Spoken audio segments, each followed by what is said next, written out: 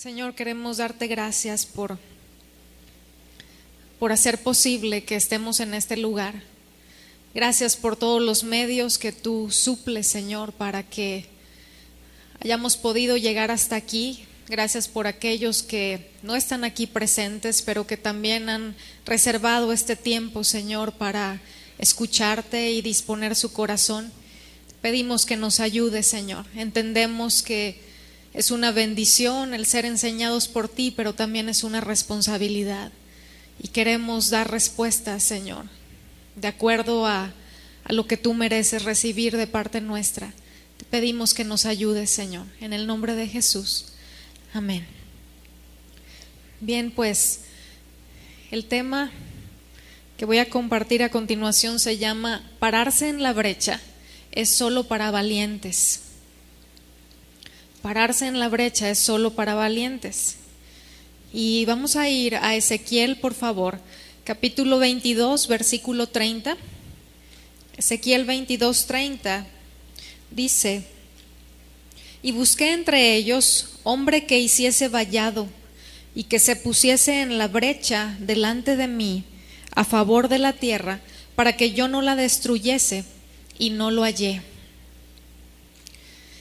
Yo creo que este versículo es un versículo con el que estamos familiarizados y que cuando se trata de oración, luego la expresión de pararse en la brecha es algo socorrido por algunos, ¿verdad? Es algo que se menciona con cierta frecuencia.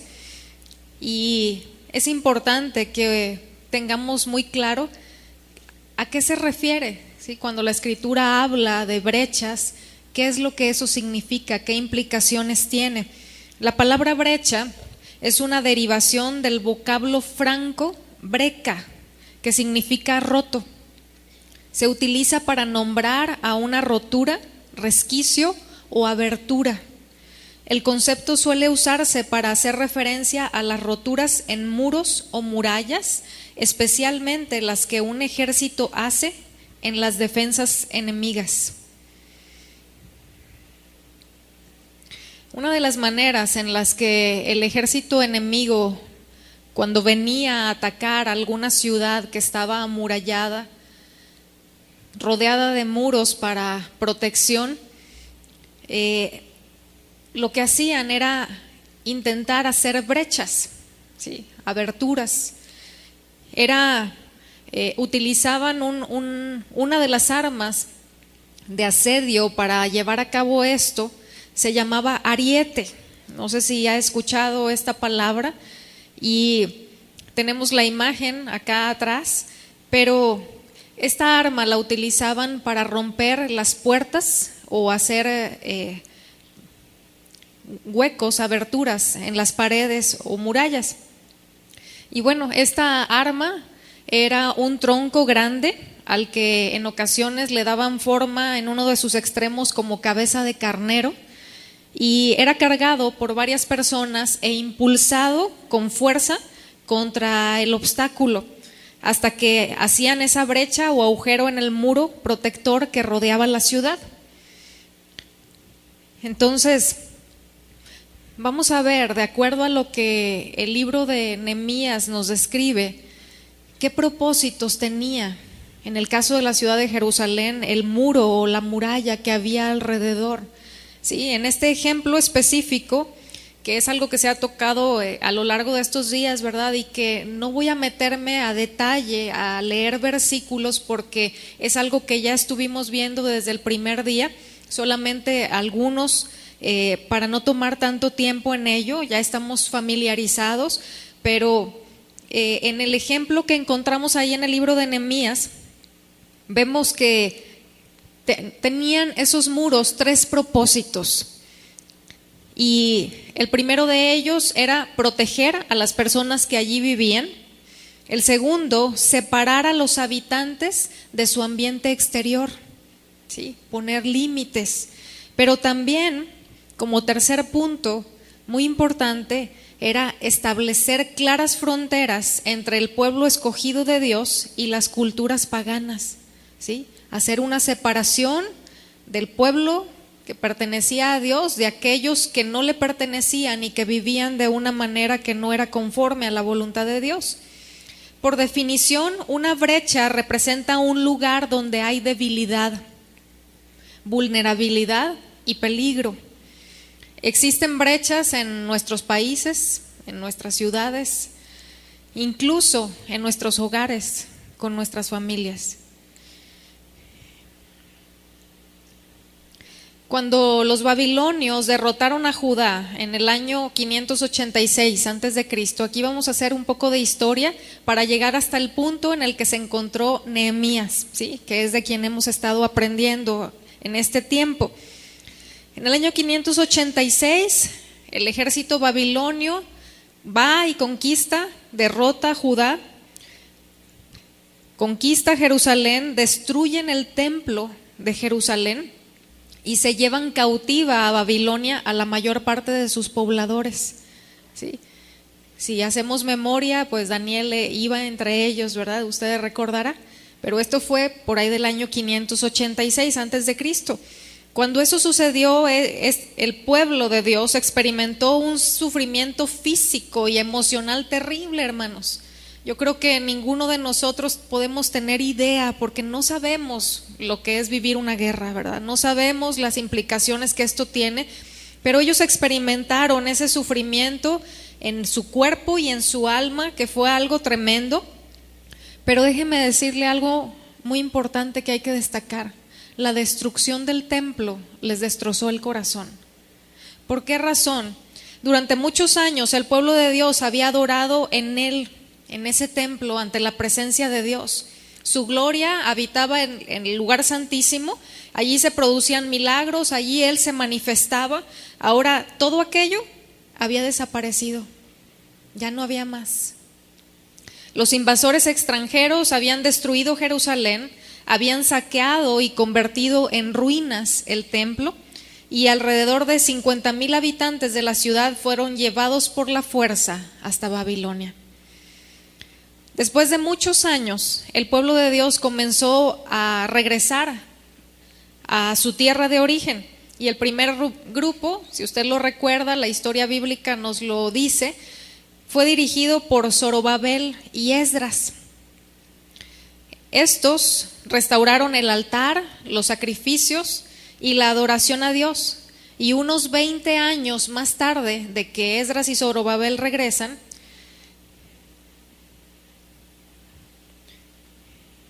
en este periodo los persas conquistan Babilonia. Sí, unos 20 años después de haber regresado es que ellos construyen y consagran un nuevo templo. Sí, a esto es a lo que se dedicaron en el lapso de este tiempo, pero en este periodo, sí, de reconstrucción del templo, los persas, le decía, conquistaron Babilonia, y Nehemías fue uno de los judíos que se habían quedado en territorio persa. Inicialmente los babilonios conquistan Judá, ¿verdad? Y destruyen las murallas, el templo, etcétera, y después el ejército persa conquista Babilonia, y entonces Nehemías se queda en territorio persa. Si usted recuerda, la escritura nos va diciendo, ¿verdad?, que él estaba en Susa, y si recuerda, pues ahí era donde vivía Esther. Su historia comienza 141 años después de la caída de Jerusalén, es decir, alrededor del año 440 antes de Cristo. El templo era el lugar donde se encontraban el cielo y la tierra, donde Dios habitaba en su maravillosa gloria. Y mire, el muro que rodeaba la ciudad protegía el templo. Cuando Jesús murió en la cruz, el velo que separaba el lugar santísimo del resto del templo se rasgó, dice la escritura, de arriba a abajo, y aquella cortina ya no separaba a Dios del pueblo. El cumplimiento del deseo de Dios de hacer de nosotros su templo ya era posible, gracias al sacrificio de Cristo. Y esto nos dice la escritura en 1 Corintios 6, 19 y 20, si gusta solo anotarlo. Ahora nosotros los creyentes somos el lugar donde se encuentran el cielo y la tierra. Los creyentes ahora somos el templo del Espíritu Santo, ¿verdad? La presencia de Dios mora en nosotros por su Espíritu. Y necesitamos, hermanos, levantar muros de protección para defender y albergar la gloria de Dios que hay en nosotros. Muros de integridad, obediencia, fe, esperanza, amor, entre otras cosas. Dios siempre está buscando a alguien que se pare en la brecha. Alrededor de 141 años después de que Jerusalén cayó a manos de los babilonios, el pueblo de Dios seguía viviendo en medio de la angustia, eran víctimas de la injusticia y de los odios raciales, y fue en este momento cuando Nehemías respondió al llamado de Dios. Ahora, vamos a ver qué representan los muros. Mencionamos 3 puntos anteriormente, pero aplicándolo a nuestra vida, los muros representan la protección de la doctrina sana. Sí. Los parámetros, los límites y autoridades puestos por Dios que protegen nuestra mente y nuestro corazón. Los muros también representan nuestra consagración, nuestra separación como pueblo santo de todo aquello que es contrario al carácter de Dios y la obediencia a Él. Cuando cedemos, se abre una brecha que puede llevar a que ese muro sea totalmente derribado. No solo una brecha, no solo un orificio, ¿verdad? No solo una abertura, sino el derrumbamiento del muro de protección. Y mire, en la actualidad, la mayoría de la gente construye muros para marcar los límites de su propiedad y para guardar su privacidad, ¿verdad? Y por seguridad, por protección. Los parámetros establecidos en casa, ya aplicándolo, ¿verdad? A nuestro hogar, a nuestro diario vivir. La disciplina conforme a Dios, que es mucho más que corrección, que mayormente es instrucción. El amor al Señor y su palabra, el aprovechar cada oportunidad del día para enseñar de ella a los hijos, va a ser un muro de protección contra las filosofías de este mundo. El ejemplo digno de imitar de los padres, pero también de los maestros, también de los servidores, de los niños, que les proporciona certeza y seguridad. Los tiempos en los que se busca la comunión con Dios, como familia, juntos, en casa, pero también en la congregación. La disciplina que expresa amor, que cuida llegar hasta el corazón y no solo se conforma con tratar de cambiar el exterior, ¿verdad? Son muros de protección construidos en derredor de los nuestros, principalmente los más frágiles y vulnerables. ¿Quiénes son los más frágiles, los más vulnerables? Los corderitos, ¿verdad? Si decimos que el bienestar de nuestros hijos es tan importante, ¿por qué no tomamos su educación espiritual con la misma seriedad y empeño que sus necesidades materiales? Eso puede ser una brecha.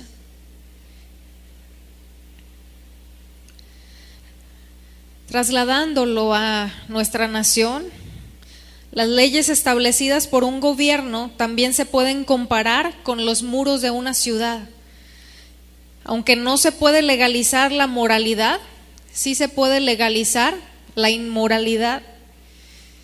Lo que antes se hacía en secreto, ahora no solo es aceptable, sino hasta incentivado y ya reconocido por el gobierno.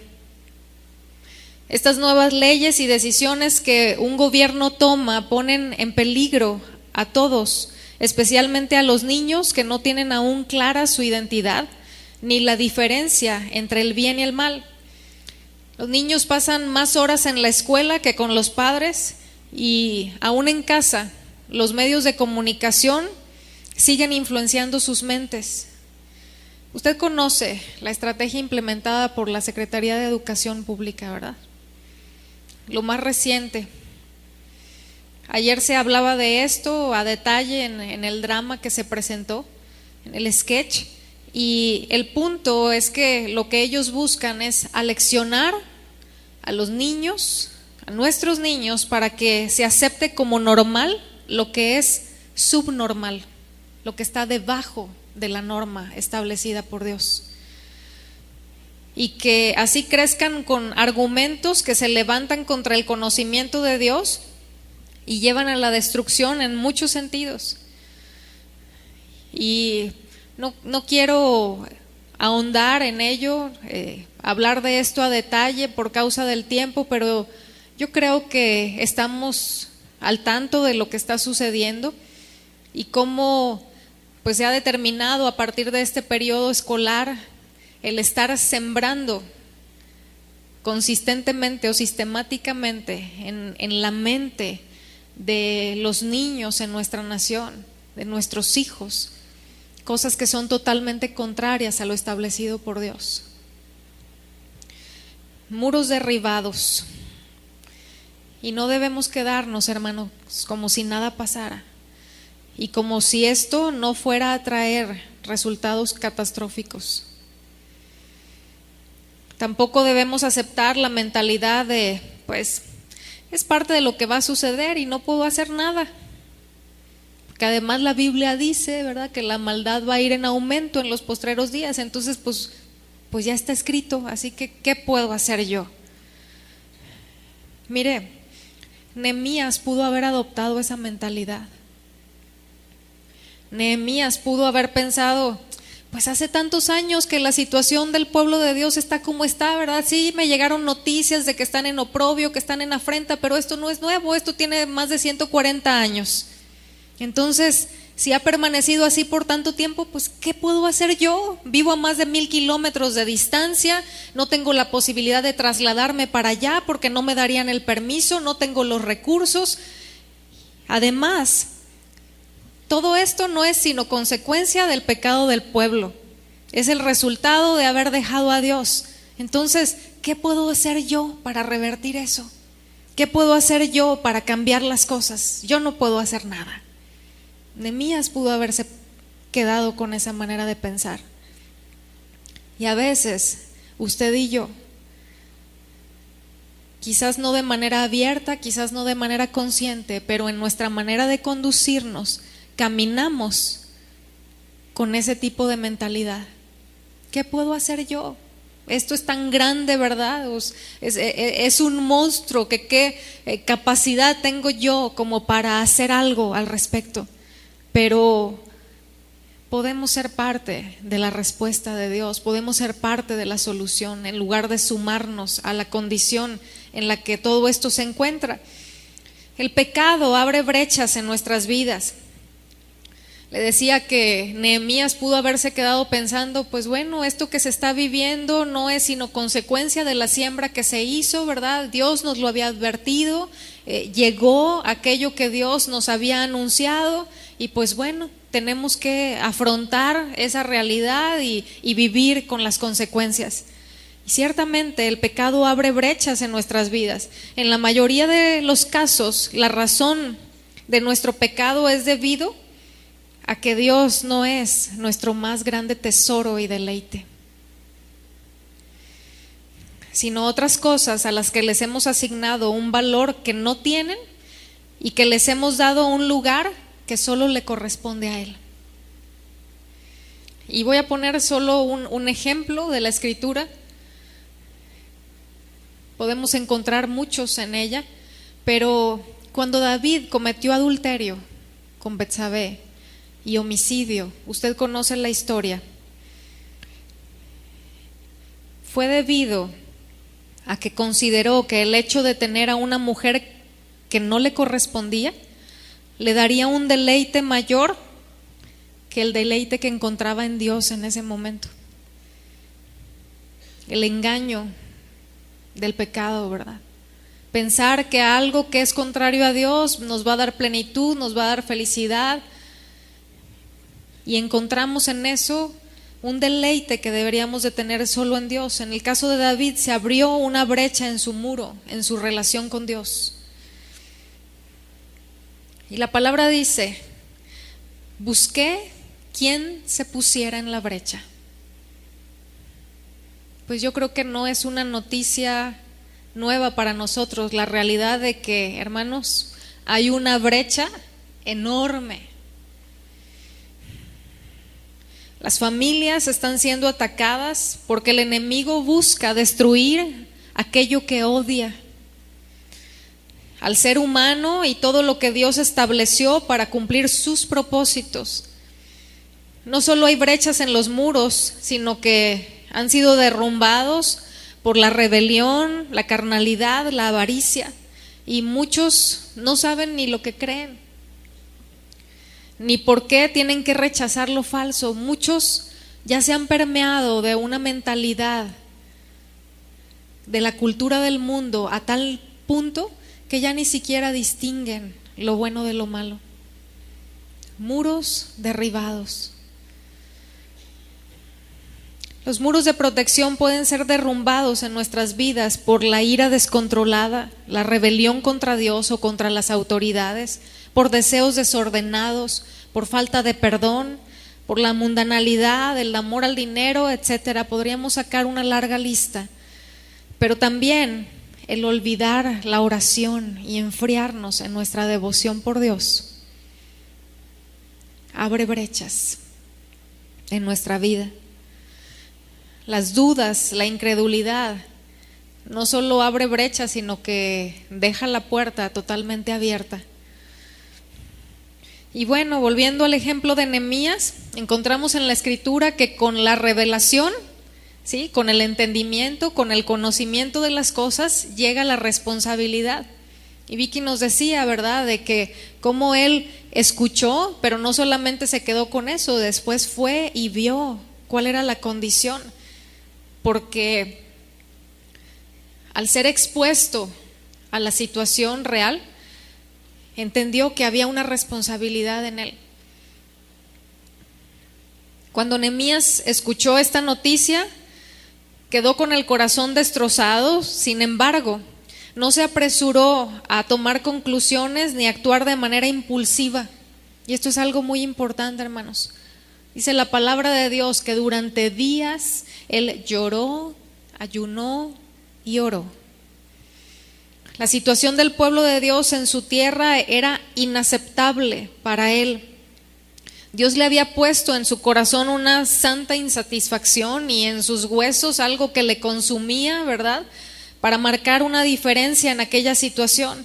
Aunque se hallaba, como le decía, a más de 1000 kilómetros de distancia, se identificaba con el sufrimiento de los suyos. No lo vamos a leer, pero en Nehemías capítulo 1, los versículos del 5 al 11 nos menciona la oración que él hizo y nos muestra otro importante principio. Cuando nos destroza, hermanos, el corazón, el sufrimiento de los demás, que eso es algo que deberíamos de experimentar, ¿verdad? Si no sentimos nada con el sufrimiento de los demás, pues ya desde ahí hay que parar antena e ir al Señor y pedirle que Él ponga en nosotros su corazón y podamos tener la compasión que Él mostró. Pero bueno, cuando tenemos ese dolor en nuestro corazón, no debemos actuar de manera impulsiva. Necesitamos seguir el ejemplo de Nehemías y pasar un tiempo tratando de obtener la perspectiva de Dios sobre la situación por medio de la constancia en la oración antes de hacer algo, y asegurarnos que la estrategia que se implementará será por la dirección recibida de Dios en esa espera.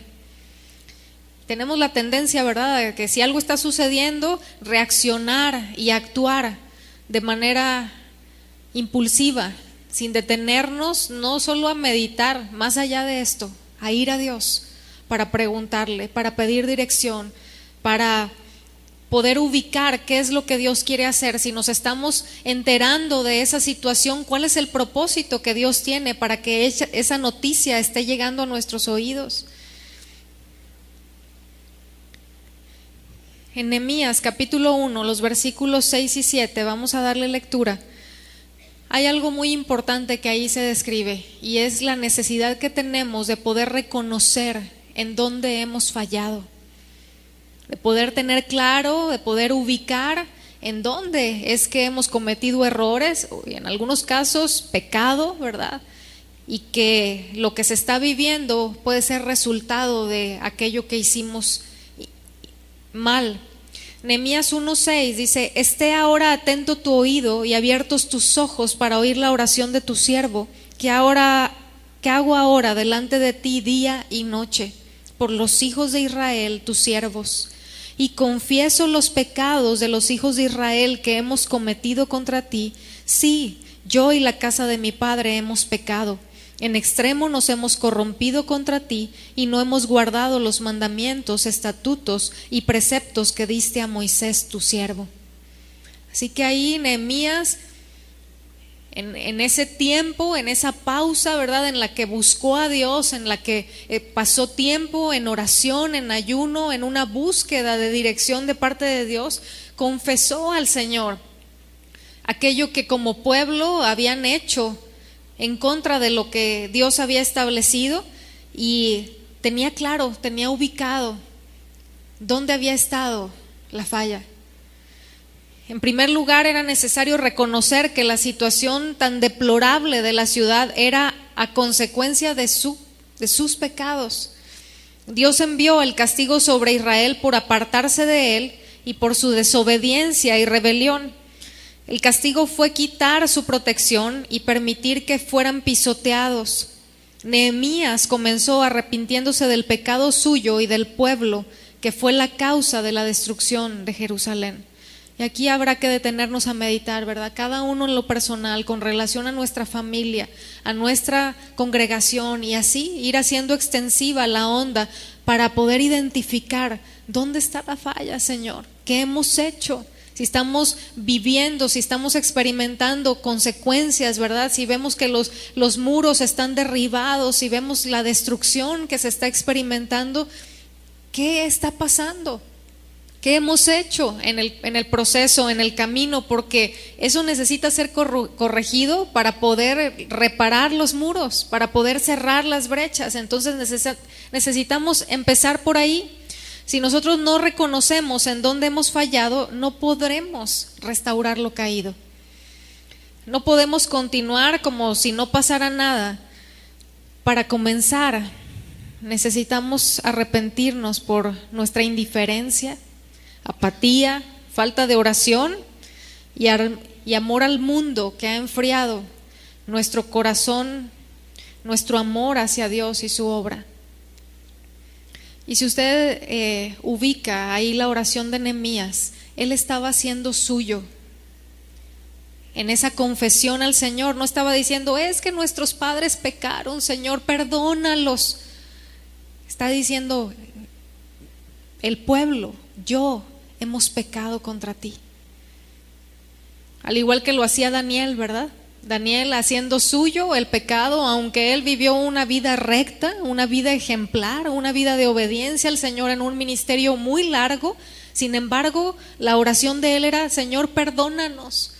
Y necesitamos hacer de esta manera, hermanos, necesitamos empezar por ahí. Arrepentirnos por nuestra apatía, por nuestra indiferencia. Se hablaba, ¿verdad?, del menosprecio a la palabra, del menosprecio a la oración. Y yo meditaba en estos días, ¿verdad?, al ver que no es tanta la asistencia en esta ocasión. Yo entiendo que puede haber diferentes circunstancias que nos impiden. Yo sé de personas que estaba en su corazón el estar aquí, que con tiempo se fueron organizando, preparando, y que a última hora les salieron situaciones que les impidieron poder llevarlo a cabo. Pero habrá otros que es a causa de un menosprecio. Y meditaba yo pensando: ¿será que el tema no fue atractivo? ¿Será que el hecho de buscar aprender acerca de la intercesión no fue algo que atrajera? Pues ya desde ahí, ¿verdad? Es algo para meditar y para pedirle al Señor: Señor, perdónanos por nuestra indiferencia. Perdónanos por conducirnos con una falta de entendimiento tan grave.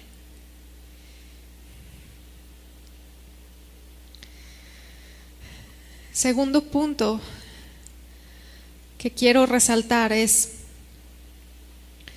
la necesidad de buscar y seguir la dirección de Dios. No solo es ir al Señor para pedirle que Él nos dirija, que Él nos muestre por dónde caminar, sino que una vez que tenemos claro, es obedecer y caminar por ahí. Nehemías oró y su oración, o la respuesta a su oración, lo llevó a un plan. Él sabía que el rey Artajerjes le podía proporcionar los recursos necesarios para reconstruir el muro de Jerusalén. Pocos días más tarde, mientras él estaba sirviendo al rey, el rey lo notó preocupado, ¿verdad? Lo notó triste.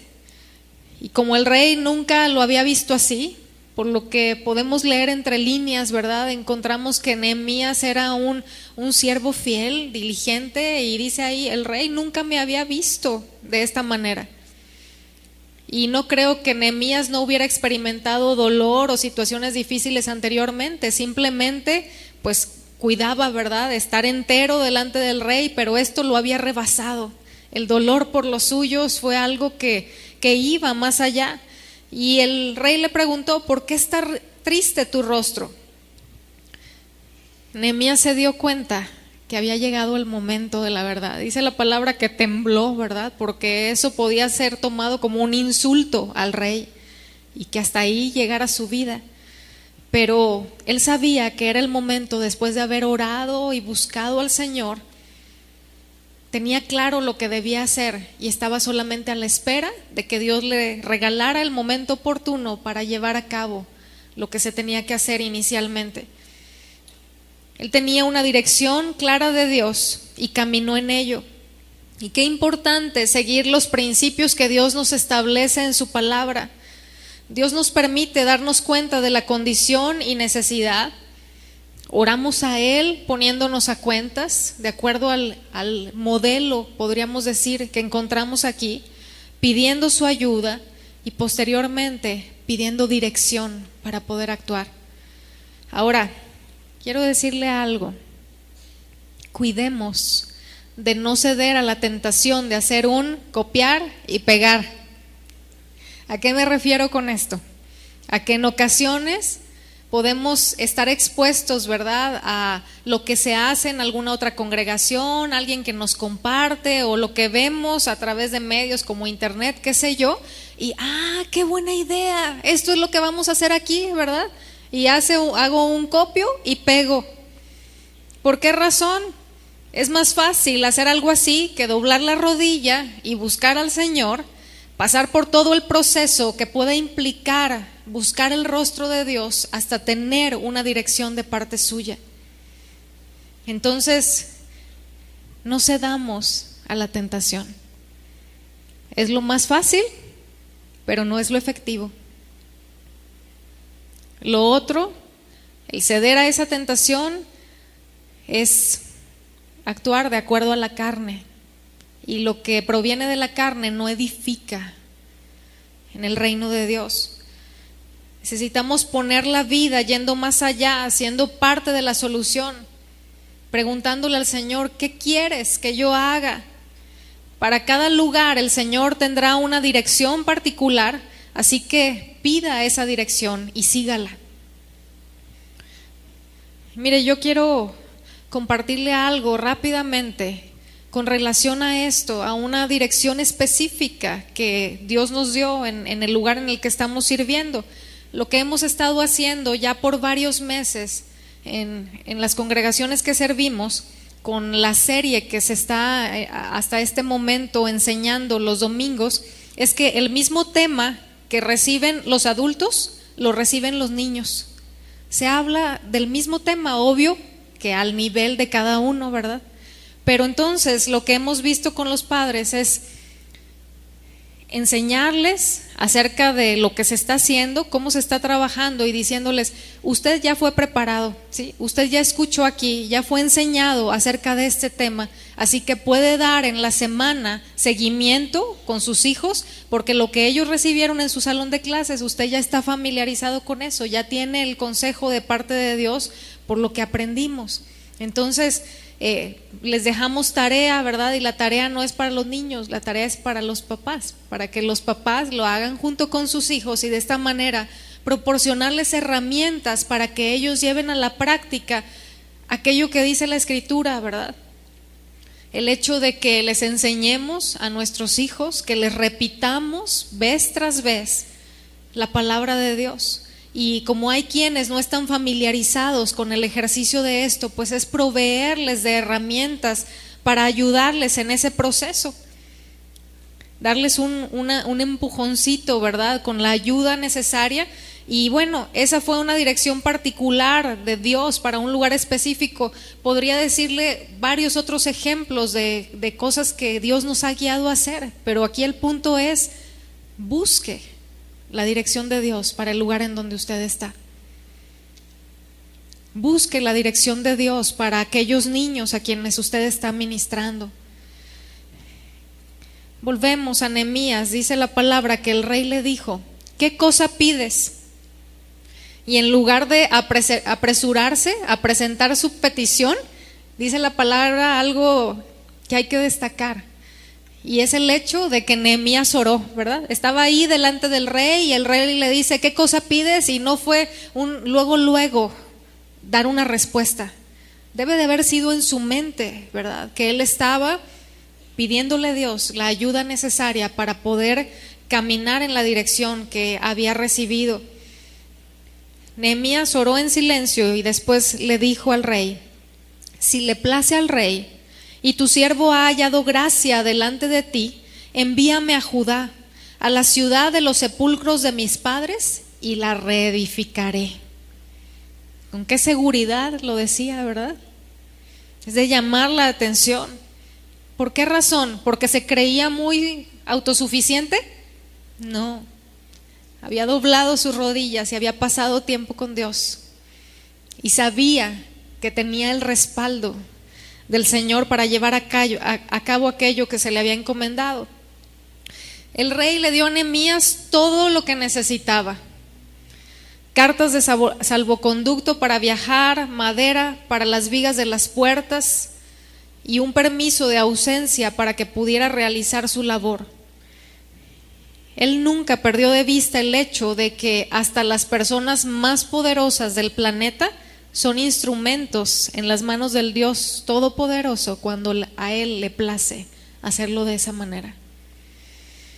Nehemías comprendía una profunda verdad: si alguien está pasando por una gran dificultad y si está listo para realizar una gran tarea, entonces lo que necesita es el poder de un gran Dios. Así que si vemos que la tarea que tenemos por delante es enorme, porque sí lo es, déjeme decirle, sí lo es.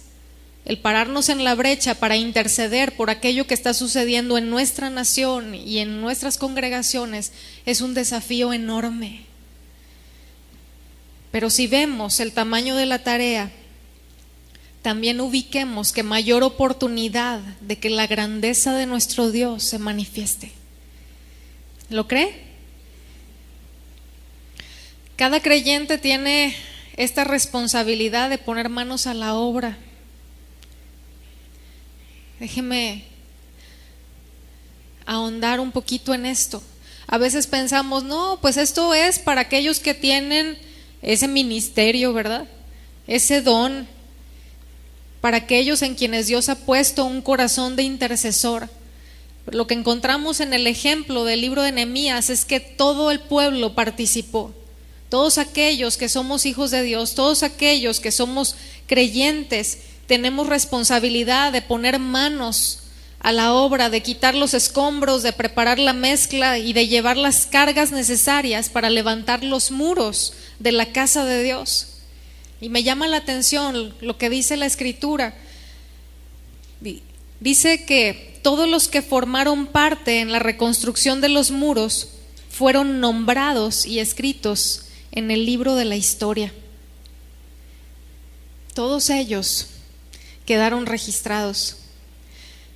La palabra enseña que Dios tiene nuestros nombres escritos en el libro de la vida, ¿verdad?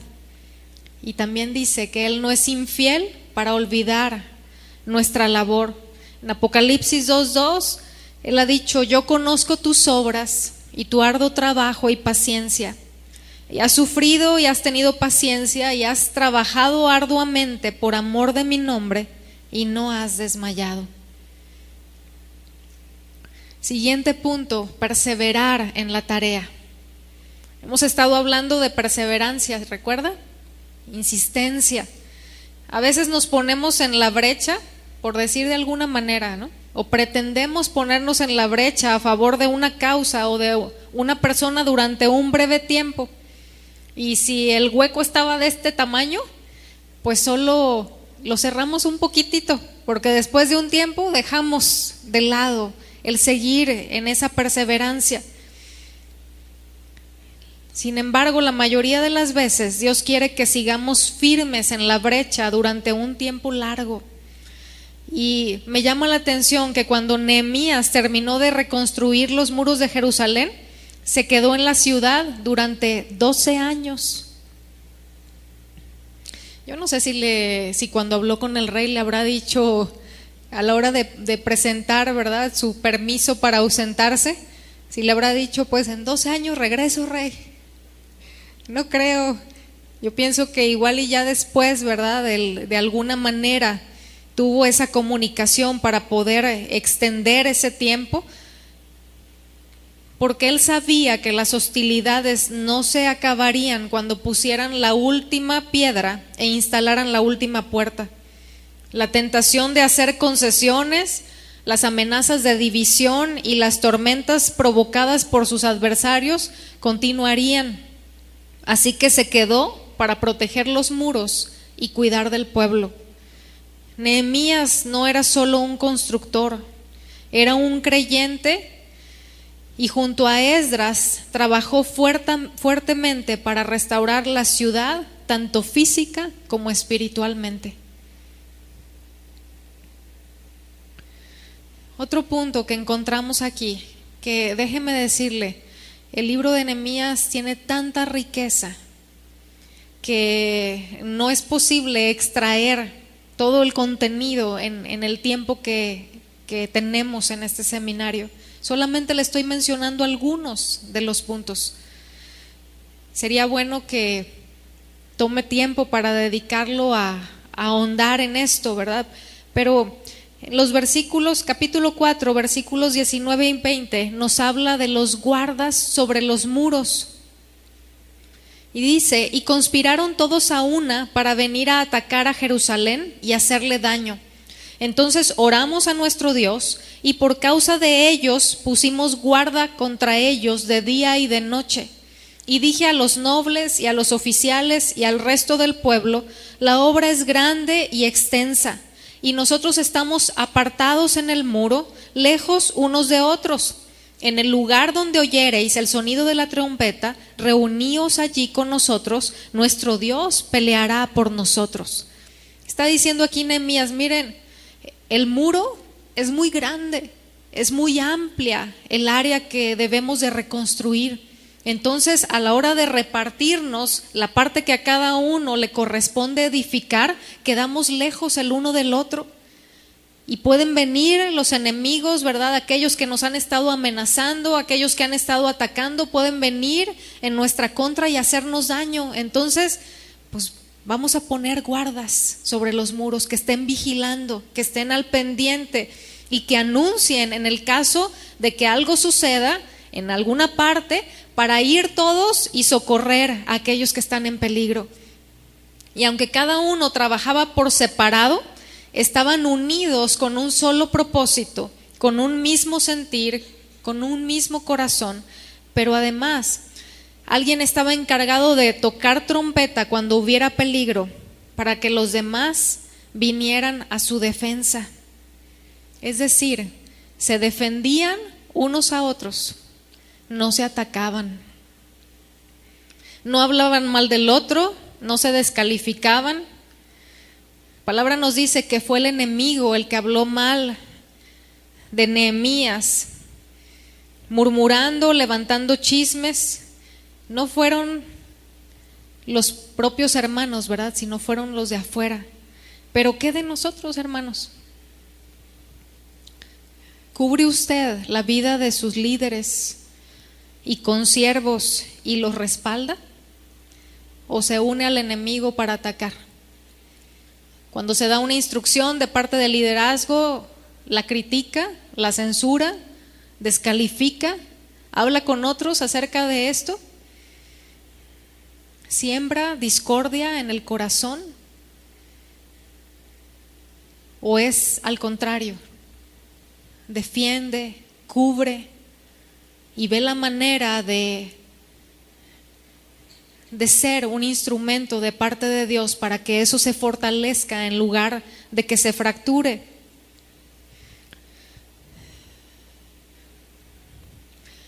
El título del tema es "Pararse en la brecha es solo para valientes".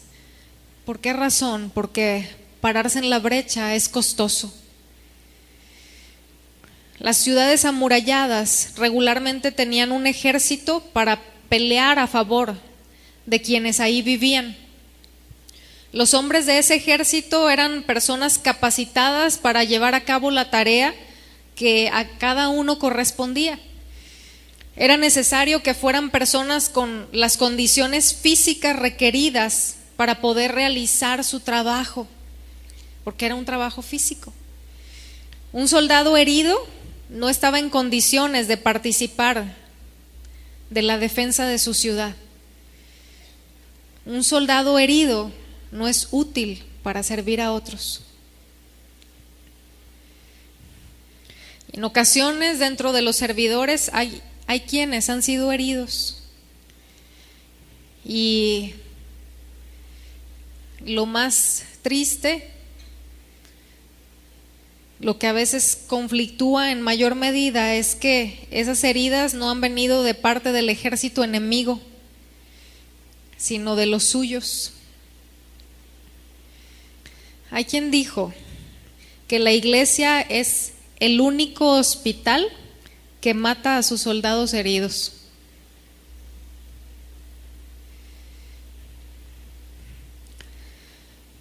Seamos cuidadosos, hermanos, con aquellos que han caído en la batalla, para que podamos ser instrumentos de Dios y no del diablo, porque es algo que sucede. A veces estamos ahí en la lucha, en la batalla, en la pelea, y pueden suceder cosas.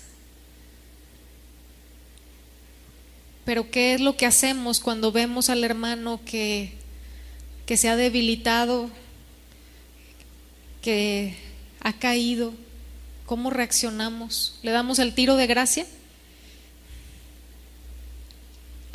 Ahora, por el otro lado, si usted está herido, deje de poner la mirada en los hombres y pónganla en Dios. Su sanidad no va a venir de una persona. Su sanidad llegará en la medida que usted suelte y perdone, y que al obedecer le permita al Señor llevar a cabo esa obra en su corazón.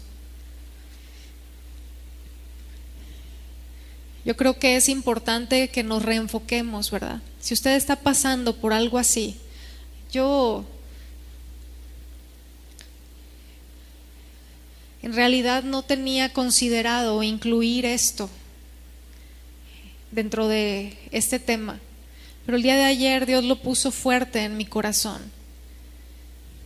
Si usted está en esa condición, si usted está herido, recuerde que no es posible que seamos el instrumento certero, preciso, que Dios quiere usar estando en esas condiciones.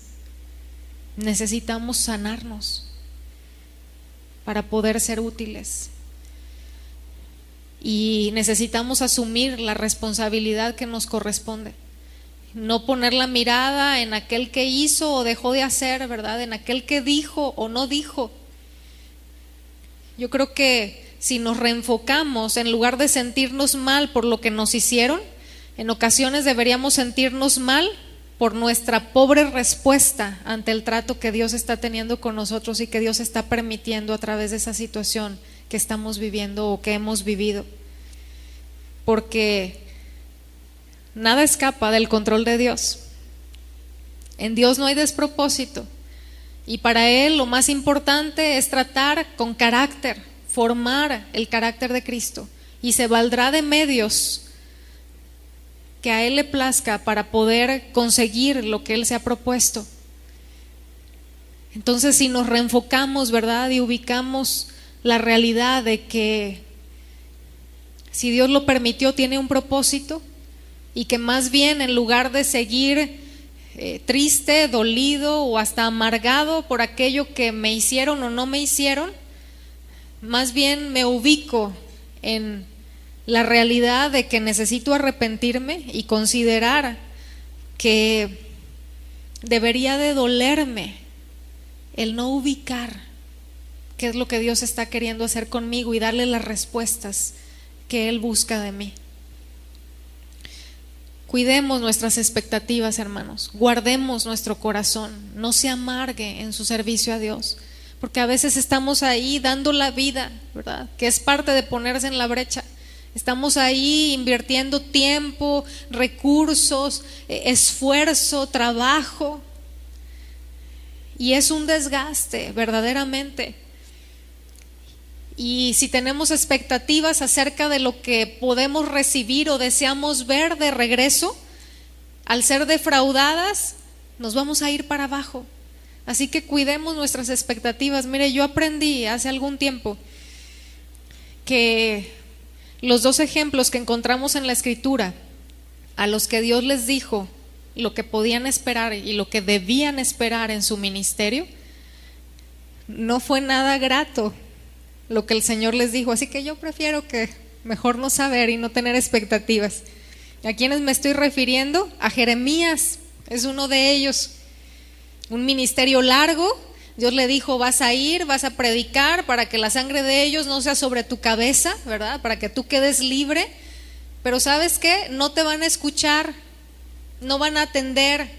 Tú vas a dejar todo, no te vas a casar, te vas a consagrar para mí, vas a llevar a cabo esto y esto y esto, una vida de sacrificio, una vida de consagración, de dedicación, de negación, de morir a sí mismo para transmitir un mensaje de parte de Dios a una nación que no atendió a la voz de Dios.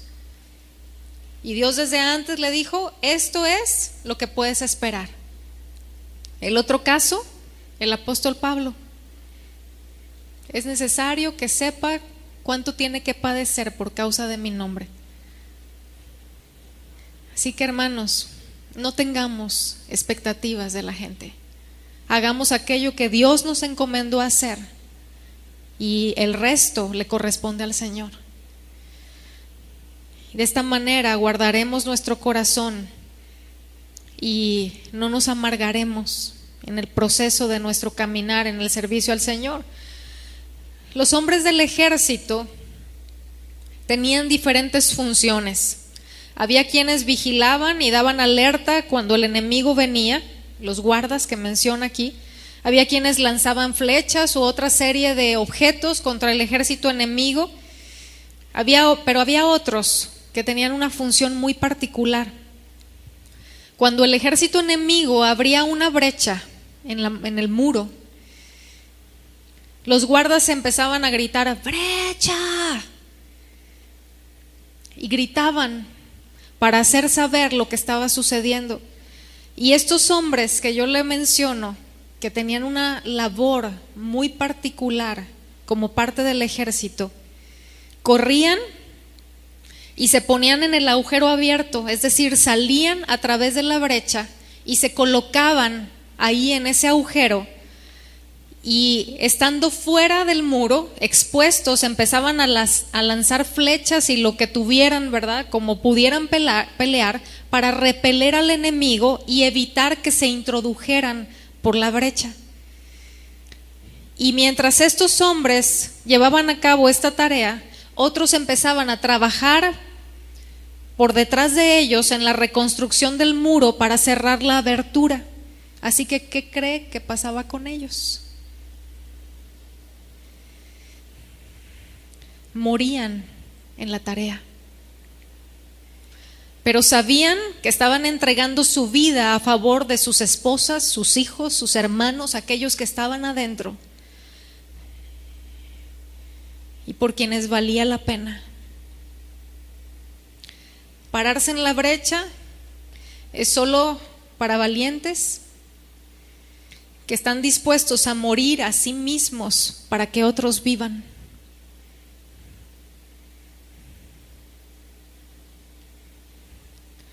Y yo diría que no solo para valientes, sino para gente que ama verdaderamente, que ama a Dios y que ama a los suyos.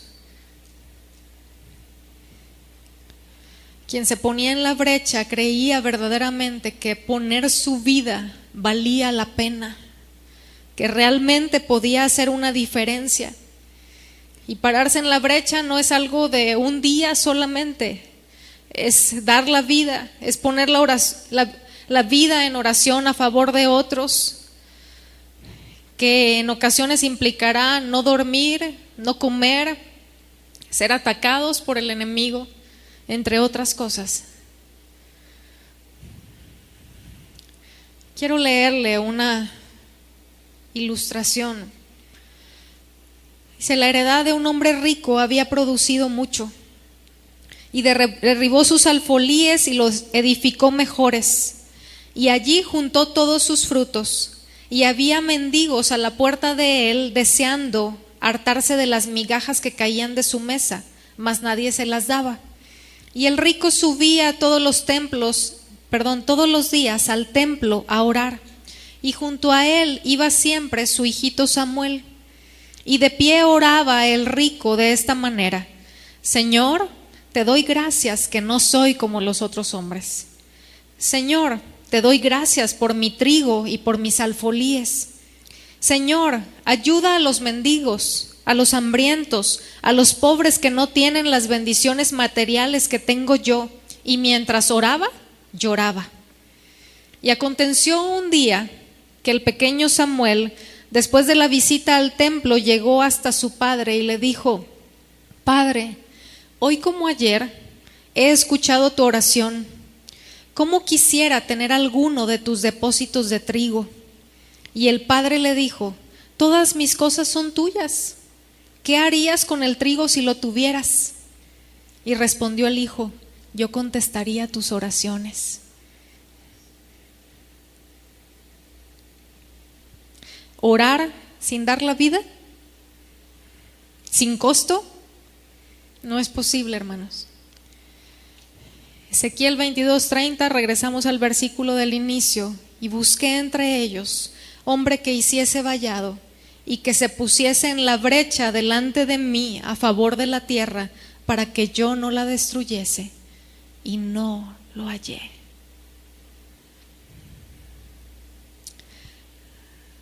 Dios está buscando gente que pueda reconocer en dónde hemos fallado para confesar y pedir perdón. Hombres y mujeres que busquen y sigan su dirección, que perseveren en la tarea encomendada hasta terminar, que sirvan como guardas sobre los muros para cuidar de sus hermanos, y que estén dispuestos a pagar el costo de poner la vida a favor de otros por amor a Él y a sus hermanos. ¿Con qué se encontrará el Señor? Que no tenga que decir lo que dijo en aquel tiempo: busqué y no hallé. Le voy a pedir que se ponga de pie, por favor.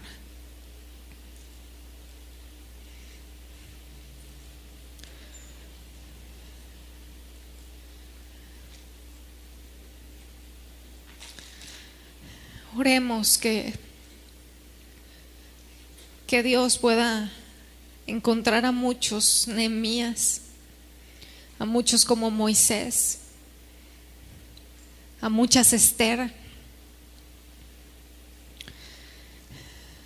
cuyos nombres están escritos en el libro de la vida.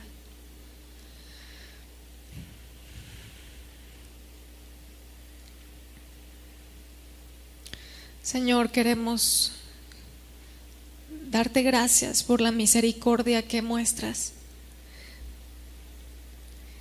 Gracias, amado Dios, por el llamado que como pueblo nos has hecho.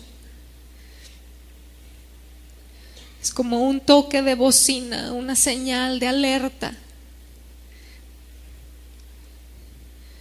Tú estás buscando, Señor. Hay brechas, y no solamente brechas enormes, hay muros derribados. Tú estás buscando quien se pare a favor de aquellos que han sido comprados al precio de la sangre de tu Hijo, Señor. Y también a favor de aquellos que aún no te conocen, pero que necesitan de ti. Señor, ayúdanos. Aquí estamos delante de ti, tú puedes ver, tú conoces el corazón de cada uno y tú ubicas la respuesta, Señor, que cada uno te dará, que cada uno te daremos. Ayúdanos a tener claro, Señor, lo que tú estás hablando y a abrazar aquello que tú estás poniendo delante de nosotros. Ayúdanos, Señor, a caminar negándonos a nosotros mismos, tomando esa cruz para que otros vivan, Señor. Ayúdanos a poner la vida a favor de otros, en oración, en ruego, en intercesión, en súplica, sabiendo que tú escuchas y respondes. Que entre más grande sea la tarea, más oportunidades de que tu grandeza, Señor, sea manifiesta y sea evidente a todos. Gracias, Señor, por llamarnos a ser parte de esto, porque tú puedes hacerlo sin nosotros, no nos necesitas. Pero gracias, Señor, por llamarnos a ser colaboradores en tu reino y en tu obra, Señor. En el nombre de Jesús te bendecimos. Te damos gracias, Señor. Amén. El Señor les bendiga, hermanos.